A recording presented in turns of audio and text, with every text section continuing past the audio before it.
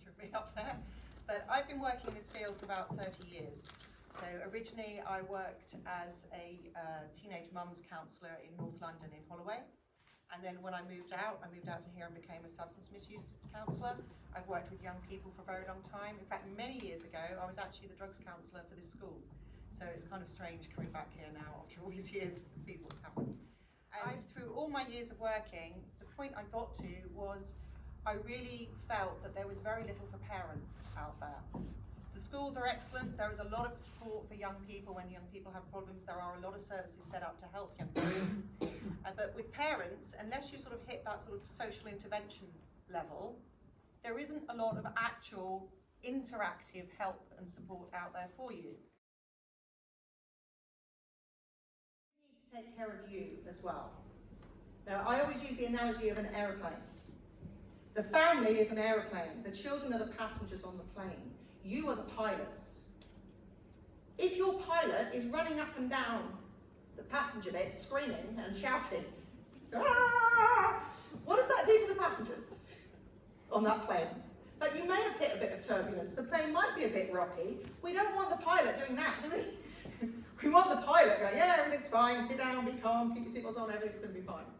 Now, as pilots, we can go in the flight deck and scream and shout and cry ourselves, but we don't do it when we're walking through the passenger bit.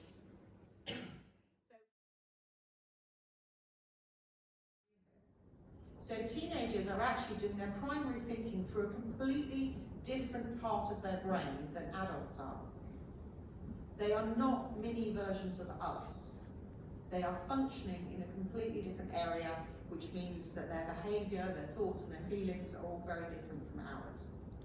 When you're dealing with a teenager whose brain has gone under construction like this, and I say this with great love, I've spent my life dedicated to these creatures, you are dealing with a slightly brain damaged pack animal. Sorry, teenagers, that's fine. The second one is family meetings. Now, the Chinese have a saying, which is every member of the family is a piece of string. A piece of string on its own can be easily broken. But if you can plait those strings into a rope, nobody can break it. So a family meeting is about exactly that. It's about bringing these separate strings. And a lot of families are complicated nowadays. We've got a lot of blended families and things happening. So it's about bringing these strings together. It's a team meeting.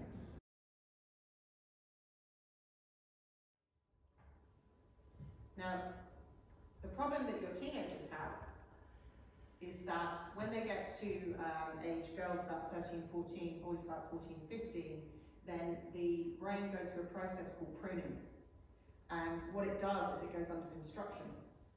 And while bits of it are under construction, they can't use them properly. So if you look at it this way, if you've got the logic is fully developed here, and then you've got your limbic system, your emotional center, that's fully developed at about the age of 14 on average.